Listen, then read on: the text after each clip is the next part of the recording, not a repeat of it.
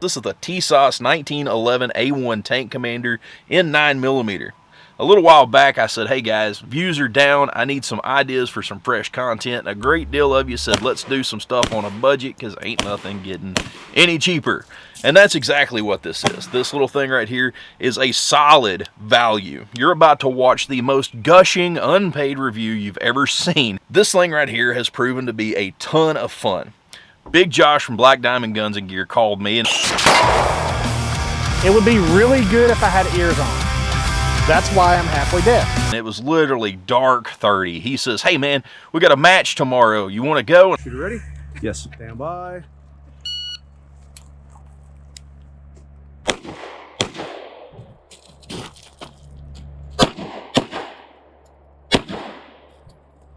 Magazine out, slide forward, hammer down, recover the holster. Range is safe, tape them up. Nice. 869, clean. And I said, okay, cool, that sounds great. What time? He said, be at my house at 7. So dude, I had about like 4.5 hours of sleep before I jumped in the truck to run to his house. You must start on the X.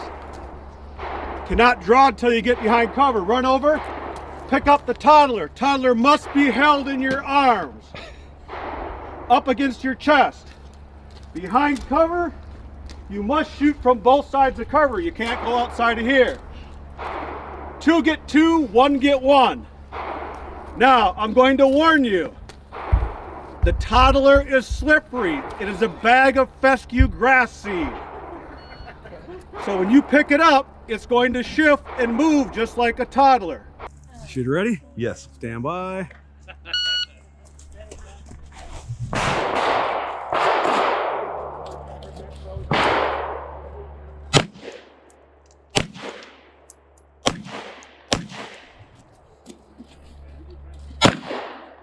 And I had a freaking blast with this thing.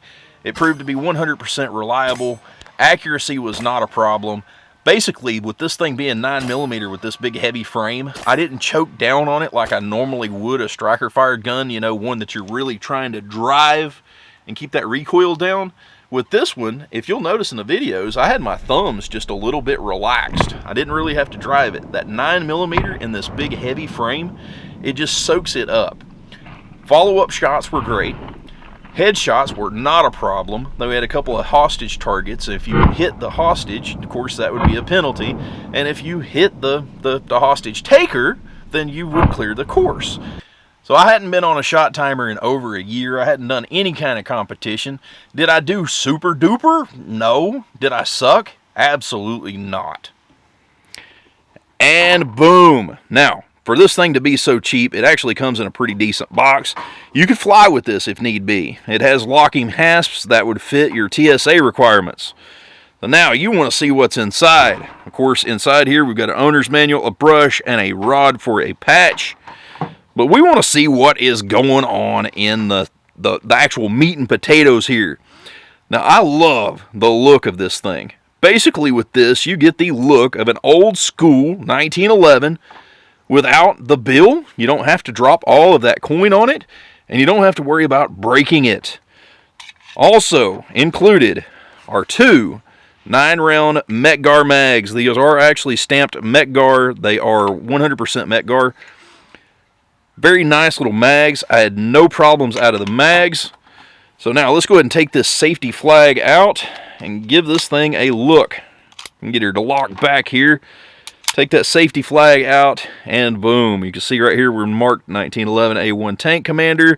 This thing has got the old school sights on it, which after that match I realized a real need to put some color on this front ramp. Basically, I'm used to having something that draws my eye to it, like a big set of excess dots. And where that match was, we were kind of behind the hill and there was no real sun coming in. So this gave me just a little bit of trouble that blended in, but a little bit of fingernail polish will fix it right up. Of course, this thing has just got your standard controls. We're not a beaver tail. Of course, with this thing being 9mm, you don't really have to drive. So you don't have to worry so much about getting bit. It was actually very comfortable to shoot. The trigger pull on this is actually really nice. I forgot my scale at home, so I will edit that in right here.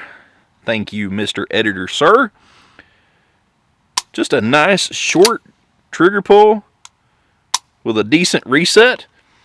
Now, one thing that I may do, since I have fallen in love with this thing, I may wind up putting a stainless steel control, safety, and all of that on it. I think that would look pretty cool.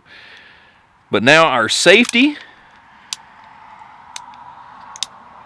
that's just a positive little detent. Cool. Of course, our mag catch, it feels really nice. Now, the only thing I am just used to, just a flat mainspring. You know, this being period correct, it's got that little bit of a hump.